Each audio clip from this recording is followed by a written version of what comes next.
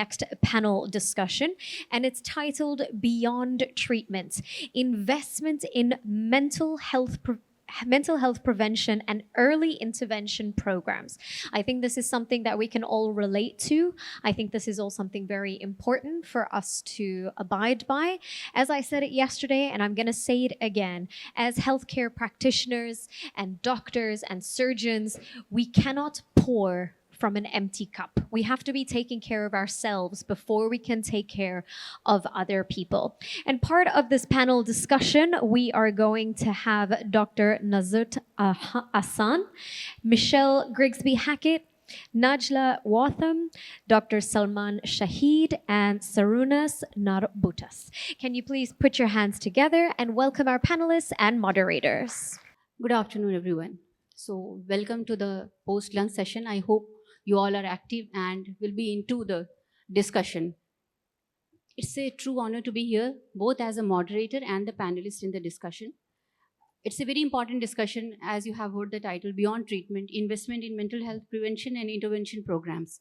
So I'm Dr. Nuzhat Ehsan. I'm a neurobiologist by profession and a mental health advocate. I'm thrilled to guide this conversation alongside the extremely talented and rich experienced panelists. Mental health interventions, to set the tone, we have been addressing the problems very reactively. And now it's the time to take proactive steps in order to address the challenges there. So we have been addressing the crisis only after they have spiraled. So let me start with a simple anecdote that imagine a river where people are falling downstream and the rescue teams are busy saving the people from the downstream without noticing that from where they are falling. So this is how we have addressed the mental health problems, because it has burgeoned into a huge problem these days. So mental health intervention programs, because they are not implemented nicely, they have led to a $1 trillion annual productivity loss. And that is why we are here today, to shift our focus from treatment to prevention. By leveraging science and technology and then building resilience, and we'll see in a short time how to do it. So we have to have a very good discussion, we have structured it into 6 segments. The discussion will explore 6 core areas: shifting focus on prevention, the economic argument for investment, supporting at-risk population, leveraging science and technology for personalized care, integrating strategies into the primary care, and embracing global and cultural perspective, where we'll be discussing the challenges and advocacy also. So to start with, we'll have a brief introduction from all our panelists, and I'll request Michelle to start. Great. Good afternoon, everyone. I hope you had a wonderful lunch and ready to hear this amazing discussion. My name is Michelle Grigsby Hackett. I'm the CEO of Affiliated Sante Group. We are a nonprofit behavioral health organization in Maryland and North Carolina. And our services focus on inspiring hope through education, advocacy, and quality services. And our services include outpatient mental health clinics, psychiatric recovery services, peer recovery services, as well as crisis response and crisis intervention throughout the state of Maryland and North Carolina. And I'm happy to be here today. Good afternoon, everyone. My name is Najla Wortham, and I'm the president of the Rock Creek Foundation, a nonprofit that is headquartered in the state of Maryland. For over 50 years, we have been providing community-based services to individuals that we consider to be dually diagnosed, individuals with intellectual and developmental disabilities, as well as severe and persistent mental health diagnoses. And those services include residential rehabilitation services, mental health vocational services, and psychiatric rehabilitation services. So thank you. Hello, Sharunas. Glad to be on the panel again. Probably I will contribute to the patient advocacy perspective, sharing the mental health programs that I've been involved in the different countries and regions, including community-led programs. I could just again highlight one in Lithuania with the Cancer Patient Coalition, the organization that I founded, which serves over 55,000 cancer patients every month. We provide peer-to-peer support, meaning patients who have been through the diagnosis are providing also mental health support to the newly diagnosed patients. So not just with healthcare professionals. And on top of that, we are paying for the psychologist services as an NGO because the government is paying for it, but very, very few people can access. So waiting times are very long. And what we do is like they can get the service when they need, as long as they need it. Okay, thank you. My name is Dr. Salman Shahid, and I'm a consultant family physician and working in NHS England. And I'm here both as a provider and as the commissioning hat on, because I'm one of the Associate Medical Director in Manchester Integrated Care Board.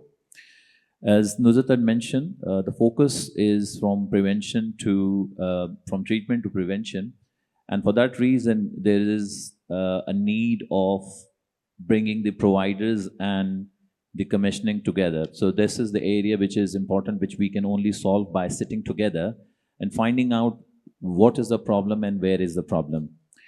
I've been working as a doctor for over 25 years now, and I've been involved in the last 5 years with a social prescribing link worker program, which is part of NHS neighborhood or primary care network model. And it's a program where we deal with mild to moderate mental health patients, and we do the hand-holding exercise through the link workers. And these link workers deal with the social determinants of healthcare, which may be the root cause of the problem, in order to find the issues early and nip it by addressing the care needs for the patient, rather escalating it to that level where it becomes a secondary care problem. And then obviously the cost directly and indirectly to the economy is much higher. So I'll be sharing my views both with these two hats on, and thank you for the invitation. Yeah, so now let's quickly shift to segment one, like shifting the focus to prevention. So mental health is often treated reactively, as I just mentioned, but prevention could transform lives and systems. So here is a thought. So how can we shift our focus to prevention? So we have to understand the neurobiology behind it. So it is well proven by neurobiology, by the science, that adverse childhood experiences or stressful life events early in life, they lead to change in the brain structure.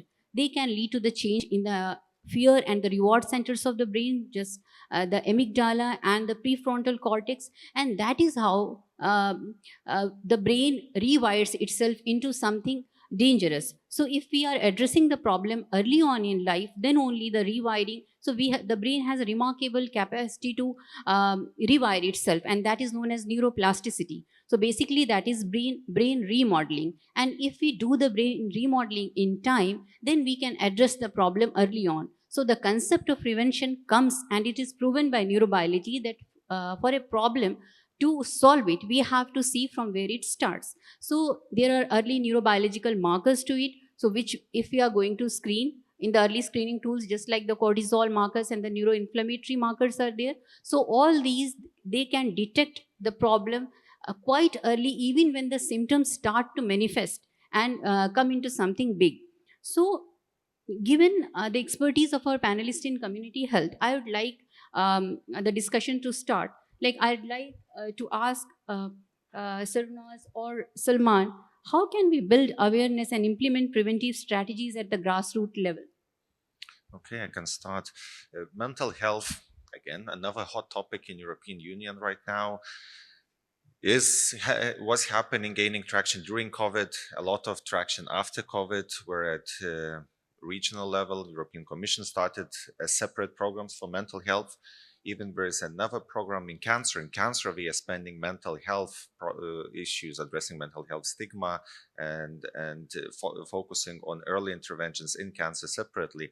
But I see also at the national level that it's gaining traction, and grassroots level actually in this case is not so much patient organizations as health workforce. We see in the major healthcare conferences discussing that the burnout of the nurses, of healthcare professionals, and that is a problem. In Lithuania, well, we are a country which is known for high suicide rates. Well, not something to boast about. And there were some systemic cases where healthcare professionals were committing suicide. And after that, the government established a service in each hospital that the healthcare professionals should have access to psychologists at the point in contact. So good, the program is there, but there is a lack of specialists because most of them are in the private sector, private consultancies. So they are not going there for the lower salary and just being on a call. So I see a lot of that is as changing, but I think tectonic shift has happening because when we were discussing mental health 10 years before, it was mostly psychiatric discussions. Now we think about psychotherapy discussions, and it is about prevention, early interventions, and it's not a taboo, it's not a diagnosis, it's something that you can prevent from happening. So I wish this would be a mindset, let's say in oncology, which was my field of expertise. No, we are claiming we need to prevent and screen, but we do not invest anything in there.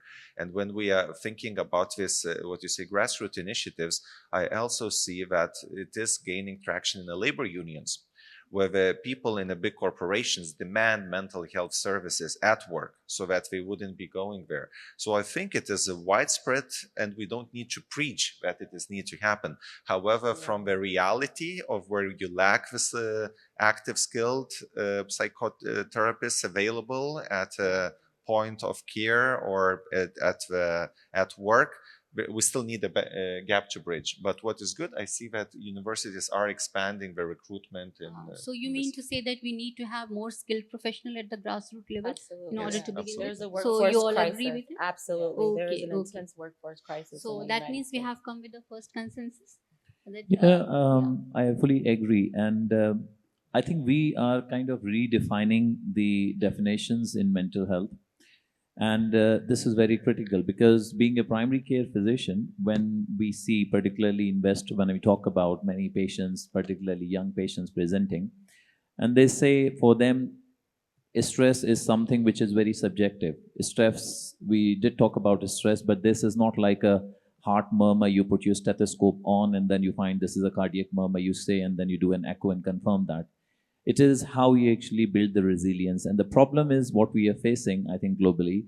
It's not like we are denying it, but the entire overall system is overwhelmed with the demand which we have from the patients. And that's why we don't have the right capacity, both in terms of the investment and both in terms of workforce as well, because that many people are not available to tackle with that number of cases which are walking through the door. So important bit is that we have to, when we talk about moving from treatment to prevention, we have to start looking things differently. And for that reason, what recently we did in the last 4-5 years, that we start placing our social prescribing link workers in school and colleges as well. So this is like training them, training the young people, teenagers, that what they see on the social media and on internet, that is not actually the true life. That life is not straight. It's not like a straight line. A straight line is dead. It's always, when you do an ECG, it has movement. One day you'll be good, other day you'll be down. And these ups and downs are the beauty of life. The problem is the perception is being seen by the young people, particularly, that they feel that this everything would be a good day. But what we have to do, we have to find the resources where, rather taking it in our hands as the clinicians and as the professionals, I think we have to focus on education as well. And I think right way of obviously destigmatizing it, but in a different way. Yes, they have to come for mental health. The support should be available in the system, but there would be right education for them to think that how they can equip themselves and build that resilience to tackle. And when it comes to that point, there should be point of contact in the primary care system and in the wider community system, and obviously if that's close to the treatment level in hospital. Completely agree. Completely agree. I also believe that it is an all hands on deck approach. It's the communities that need to get involved, legislators. Everybody needs to have an investment and an interest on the perspective of prevention, whether it's educating youth early on awareness of what their health and what their well-being looks like, and what it looks like when you're having challenges in those areas, and things to do to implement strategies to help with coping skills. And it takes, again, being able to improve on policies. What are the policies that are going to lean into prevention and early intervention services? So, would you like to point out some practical barriers to prevention you see while working on the field? Like, if you are trying to implement early intervention programs or prevention, what kind of challenges do you face? Sure. I So, mean, in apart our, from the skilled workforce, like yeah. what we are lacking. Absolutely. So, in our education system, we have programs with students starting in middle school, where they are able to educate the students on how to recognize stress and mental health challenges in their peers. And so they're able to, when their friends are having trouble, they can reach out to that friend and say, "Hey, it seems like you need to maybe go talk to a counselor in the school," or be able to talk to a trusted adult. So really starting early and having that peer-to-peer recognition is one of the skilled practices that in the States has started to really gain traction to help, again, people recognize early when there is a challenge, and not wait until you're in a crisis situation.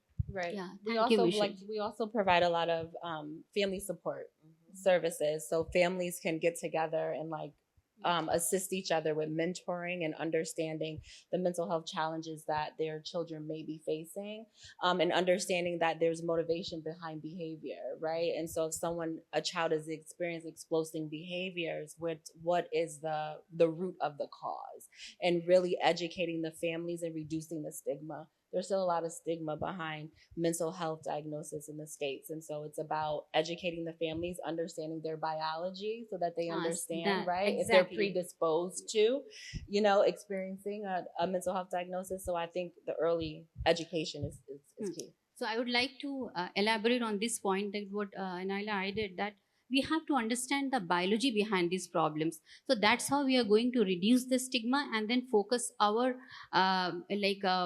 the whole prevention game can start, because unless and until we understand the biology, we the educators, like, it is very important to learn first in order to teach. So that is the thing. The people who are sitting in the clinical settings, or those who are in the law making bodies or everything, we will be talking about advocacy and policy changes later. But in order to shift our total focus to prevention, the first and the foremost thing is that we need to have a skilled workforce, what we have concluded from the segment 1.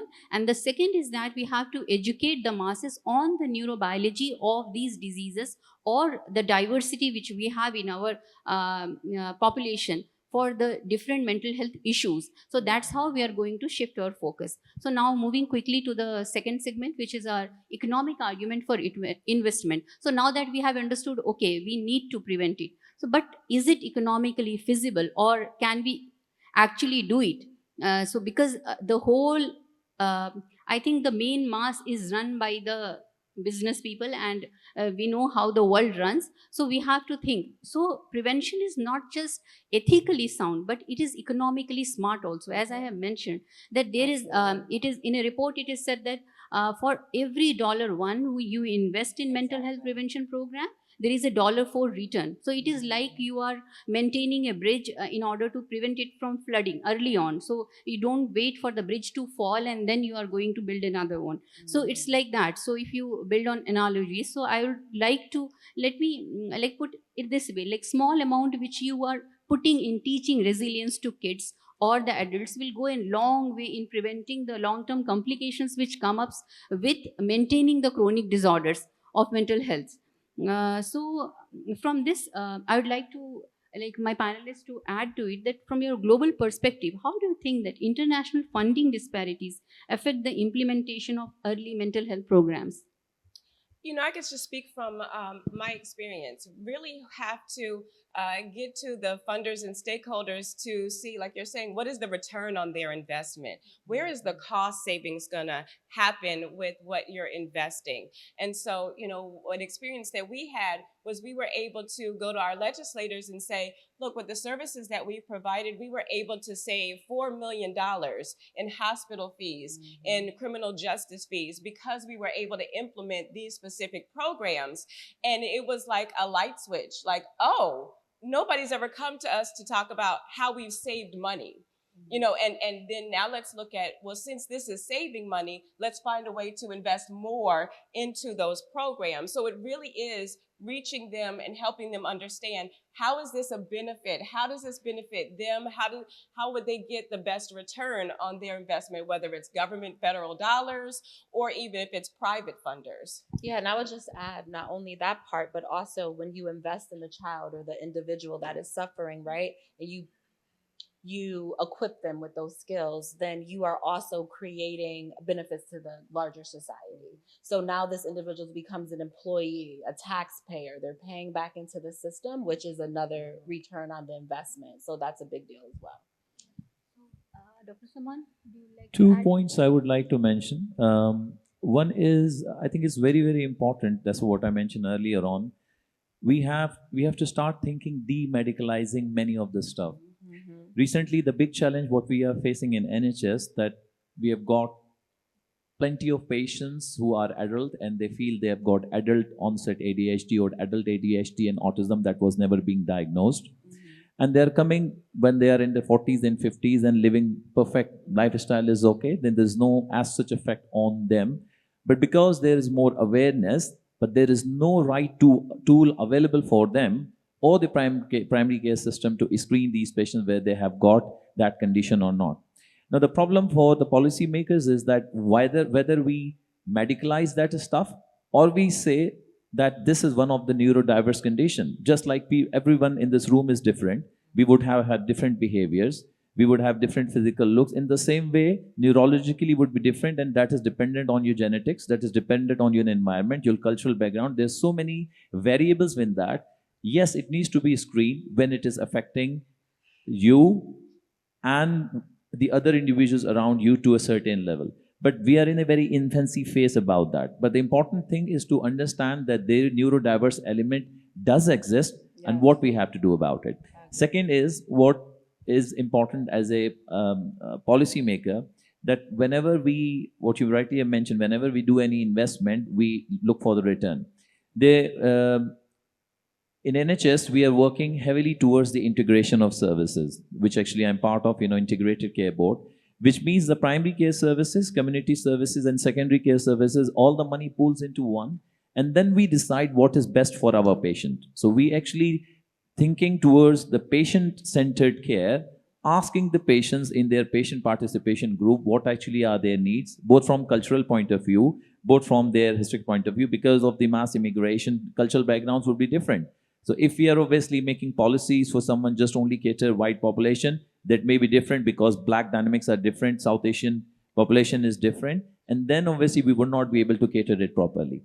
At the same time, when the secondary care budget is being allocated from towards the prevention side, towards the public health, then it will give the primary care more autonomy in terms of finding the screening and finding the right gadget. And in this way, you can actually, deal with them rightly in the beginning. Thank you. Yeah, so that was a great insight. But I would like to point out here that as Salman is from UK, the economies are different. Like the government policies in different countries, and in India and South Asian countries, as we know of, the strategies of dealing with mental health issues is quite different from the welfare state from where he belongs. So there, it is not very patient-centric, and a lot of challenges are there. So in those scenarios, can you think of some economic strategies of how to address these policymakers?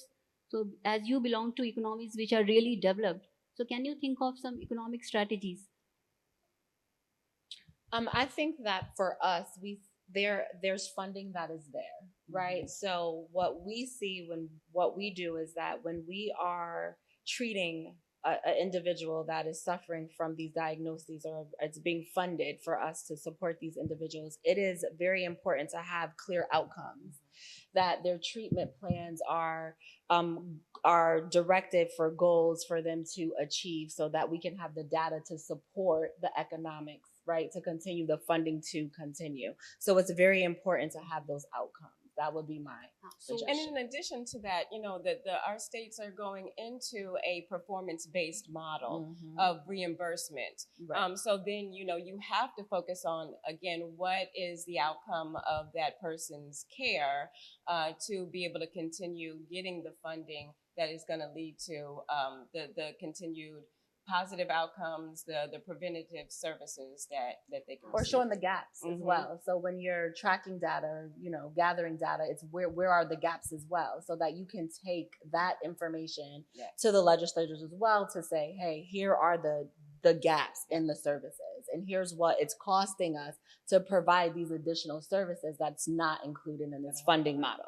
So this actually we can talk of the existing technologies with which we are dealing with mental health issues. But for a lot of the issues, we do not have the treatment available. So do you think that more of money should go into research in understanding the mental disorder as well? Most Because definitely. there are very little understanding of so many diseases at hand Absolutely. that we do not know how to address it. And if the performance-based model is used in that sense, it will not turn out, because you cannot show that how Sure. effective your outcome is, because you need more research You have for to the start, people who are out in the practical field, if they do Mhm. not have the tools to address it. So there comes the role where we have to invest in the research itself, and Absolutely. more people should come forward, either on Yes. philanthropy basis or from the government side, to invest more in mental health issues in elaborate, because And an area to be able to do that is to develop private public partnerships, right? With foundations, with tech companies, with other organizations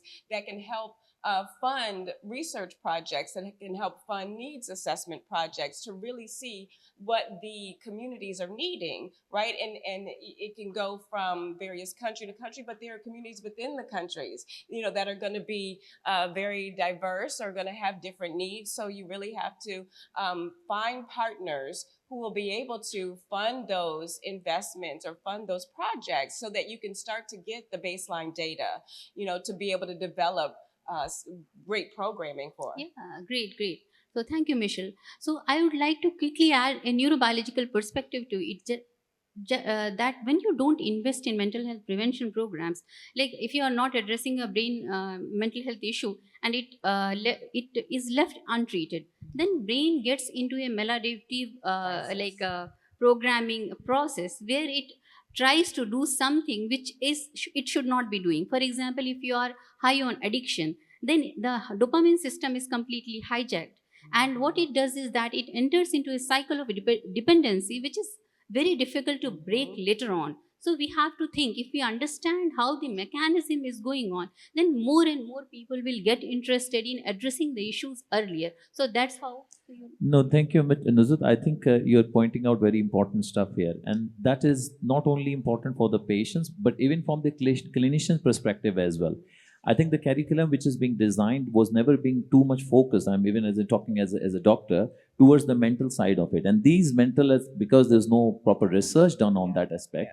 That was it was never being part of a curriculum, being in it's for the doctors. And I'm sure this is something which needs to be redefined, because even if you have to practice or you have to go into the research section, you need to have that bit of understanding, because if we don't know, then how am I going to educate my patients? So educating patients is different, but at the same time, clinicians' education is very different. And to be honest, something which I learned from those that earlier on, this is what she was pointing out, which was very new for me as well, which is quite understandable, because we never thought mental health in that way, because focus was always being on the physical side. But obviously, physical health is connected to mental health, and mental health is connected to physical health on the other side. So what we are trying to do here is that we will, by the end of the talk, we'll shift our focus from purely emotional side to the biological side of it.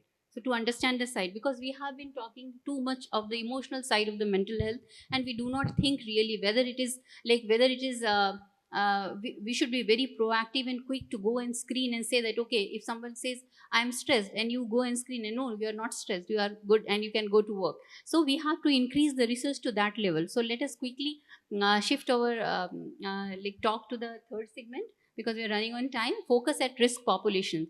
So some populations at a high are always at higher risk. It can be due to adverse childhood experiences, as I mentioned, which are known as ACEs in this psychological terms, or stressful life events. It can be due to a mix of several factors like biological, genetic, socioeconomic factors, and biological vulnerabilities are there, which tends makes some people more vulnerable to anxiety and depression, either early or late in life. So the thing is that how to address these populations early on in life and how to catch them. So I would like to ask the panelists who are like working practically in the field, that how do you think that we can address these vulnerable populations early on in the game? I think it's about understanding that, right? And the predispositions based on different populations. But from what we see, the state of Maryland is very diverse, but it's about building the rapport with those communities, right? So they have to feel safe to share those type of things with you, or their experiences with you, to be able to access the services, which at sometimes means sharing financial information, health information that they at sometimes don't want to share. They don't trust the government enough to be open enough to share that. So it's a lot with meeting the populations where they are and gaining that level of trust, but coming from the lens of understanding what their predispositions may be. Can I add to this? Yeah. Mm-hmm. So I think when you say the people at risk, everyone who's been diagnosed with cancer at that moment is exactly at risk of a mental health crisis, and not just them, but the caregivers, the people around them. So it is not enough to think that we need to wait for the person to come up and say something is bad. Yes, you got to go That's meet them. that's wrong approach. Very few people would do it, and when they do, it's way too late. Yeah. I mean, you should be proactive about it. So this is where we did a trial and error. We don't have a lot of comprehension in the way how we organize our community services, and we tried maybe doing some questionnaires upon diagnosis, what you feel, what's your level, so we working with a professionals to identify how that is. But we saw it's not the right approach. What is our approach right now? What we strive to do is that every person who is being newly diagnosed, including a family members, would be given an opportunity to have a consultation with psychologists. They can choose not to, but they should be awarded that possibility. And the critical thing is not just about the patient, it's about the relatives. So I'm living with the cancer for 18 years now. And when I was diagnosed, I was 18 and I thought, I don't need any help. Of course, it's like I'm a tough guy, la, la, la. And later on, years passed that I realized that I actually needed a lot of help. But I was feeling very bad because all the focus spotlight was on me as a patient. But it was my mother who was thinking of, oh, my kid is going to die. It was, my sisters was like, oh, it's our little brother, it's like, how do we help? They are vulnerable and the health at that time was not offered. Now I see a lot of that changing. And it's not just in cancer, but in other areas. So you don't need to think it's not about patient, about a household. And we as a unit. And another thing to add, where I would argue it's much broader population who is at risk, because we are so dependent on technology right now that may lead to isolation. We are social creatures. We need social contact. So the way I do agree, we need a lot of research into all of the various effective methods, but it's also very practical and down to earth. Being in nature, connecting with your peers, speaking out, it helps a lot. It doesn't cost things, but it helps a lot. It's not a golden placebo tablet for anything, but it's a very good start, and it works in low-cost environment as well. Yeah, definitely. You have made a very beautiful point. So we can merge into the fourth section, like how we can leverage science and technology and these natural care methods to address these issues. So what technology is offering us groundbreaking tools to address this. For example, with neuroimaging, you can image like whether your hypothalamus, pituitary and adrenal axis, which is affected during stress, is affected or not. You can map it, which regions of the brain are getting affected due to stress, and then biochemically it can be assessed, and then we have other tools to assess whether you are having some mental health issues or not. So how do you think that these technologies can be catered to the underserved population for this? Because we know affluent, anyhow the affluent community is having access to all these technologies which are coming up, but would you like to add how to bring these to unserved populations? So I think first and foremost, you have to make sure that it's going to be accessible to those populations. You know, are they going to have the technologies accessible to them? Are they going to have the internet capabilities? Are they going to have the devices? Whatever it is going to take, making sure that everyone has the access to be able to utilize them, and then to be able to teach and train or implement in a way that makes sense to, again, diverse populations, understanding how are they going to implement those resources into their lives, because how I get trained on using a resource is not going to be the same as how Najla is trained on how to use the resource. So we have to be able to acknowledge and recognize who the communities are that we're trying to reach and what is the best approach to be able to reach them with those tools. Because otherwise we can have all the tools in the world, but if we can't make sure that the people that are using them can access them and effectively use them, then it's for nothing. Great, great. So I think we are running off on time. This is the time. Oh yeah, 1 minute. We have a long discussion to make, so I think Salman, can you quickly address that? How can, because you're working with the primary care systems, so how do you think that this can be brought into integrated to the primary care? What steps can I be think taken? primary care is always the first point of contact in any healthcare system. So whether it is on this side of the world or in West, I can share the experience while working in NHS because every patient is registered to their local GPs. And what you mentioned earlier on, we screen every patient who has got long-term condition every year. It is a mandatory exercise for the GPs. So anyone who's suffering from long-term conditions like kidney disease, COPD, asthma, cancer patients. So if you have got any of these diseases, you'll be screened whether you're suffering from any mental health, whether it's low intensity or something which you would not be able to disclose. But this is the time where you can actually, come and talk to your doctor and clinician about it. So if the shift needs to be from secondary care to primary care. When we talk about prevention means treatment primarily. Someone who's attending the hospital, they'll be critically unwell or quite unwell. That's why they ended up in our hospital.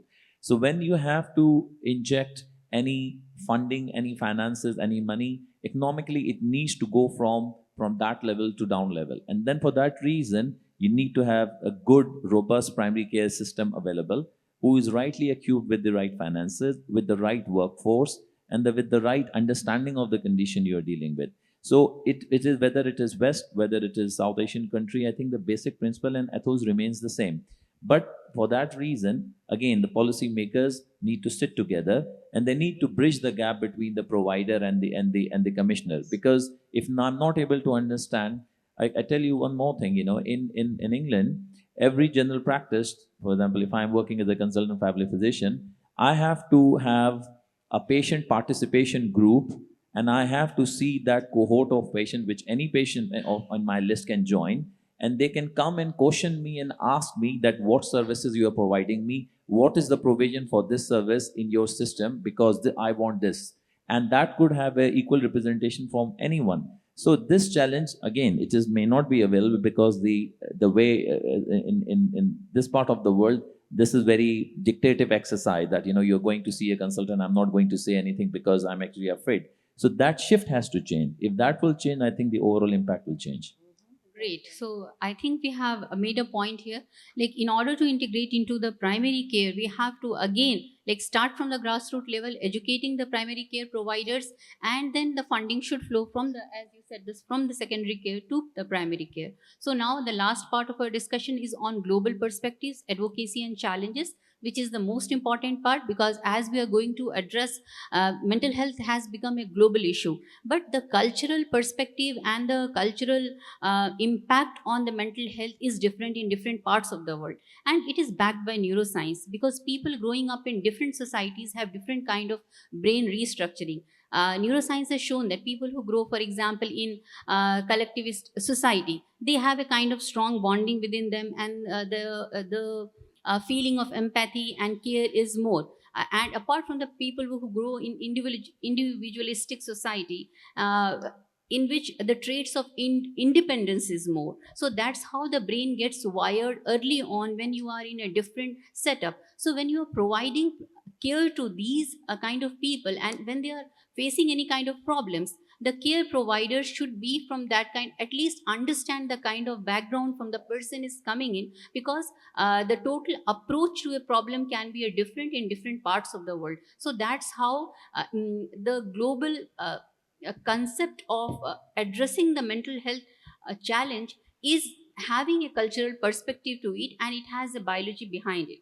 Okay, so the advocacy should, in this regard, should be pushing us in a direction where we include these cultural preferences in it.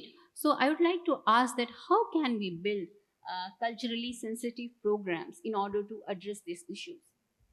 I can add actually in Europe it's called equality, diversity, and inclusion. In US you call it diversity, equality, and inclusion. Doesn't matter. It's about the same thing, Yep. and it is gaining traction. It's about exactly how about equipping the skill set in healthcare workforce, but also in any type of corporation to be cognizant about the ethical differences, ethnical environment, and LGBTQ, all displaced communities. So I see as a trend is happening.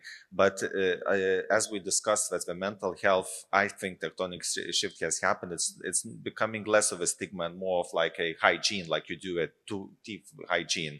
You're not afraid to tell someone you're going there. I want to, as you ask for the global perspective, leave just two case studies for you to consider. Denmark has changed the way they fund healthcare. We said we are focusing on prevention, not on treatment anymore. And we said we'll not divert from this until 2030 and we'll assess the impact. They've been doing this, I think, for 3 years now. They already see a tremendous change. And now the other counterpart countries in Scandinavia are thinking of following suit. Norway, which is, of course, resource-rich country, they are thinking of redesigning hospital systems so that hospitals are being not a place of treatment, but a place of health. So imagine where you go to eat healthily, where you exercise, where you do the mental health techniques to prevent it, instead of being treated. Because with e-health, we said a lot of that can be done. We can be treated with remote monitoring. You don't need to go there and associate that this is a place of sick. We associate hospitals as being a place of health. So, right, these are just case studies, like we are hearing in impressive towns being built, cities in Saudi and etc. We don't know what the future holds, but the conferences like this is for planting seeds. I'm hoping that you will look into these models and then we'll see what grows out of it. Thank you. Yeah, That was That's a great amazing. point. Thank you so much that for, was great. Yeah. for that. So, before we end this transformative discussion and we start taking questions from the audience, I would like everyone on the panel to make a one call to action closing remark before we close it. Yeah. I would just say advocacy, advocacy, advocacy for change, whether that is in services, preventative support services, as well as advocating for the workforce. We're seeing a huge workforce shortage in the states. Our workforce is underpaid, overworked, and underpaid. They're burnt out. So, advocating for the support services as well as for the workforce. Mission? Yeah, I would say taking opportunities like these to look at what are the ideas that can come out to create new programming, that can create innovative services or resources for your communities. How can we go back and address challenges differently?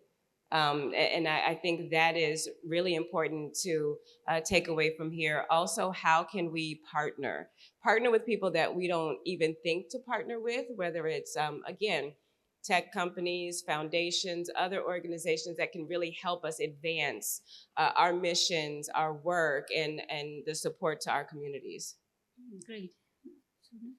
What I try to say is something that is practical and each of us could apply. So we discussed a lot in the days of emotional intelligence. It's important to feel emotions, and mental health is crucial.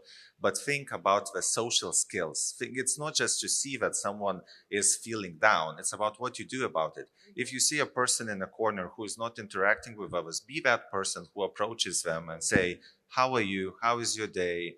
Anything I could help you with?" That may be the game changer, right?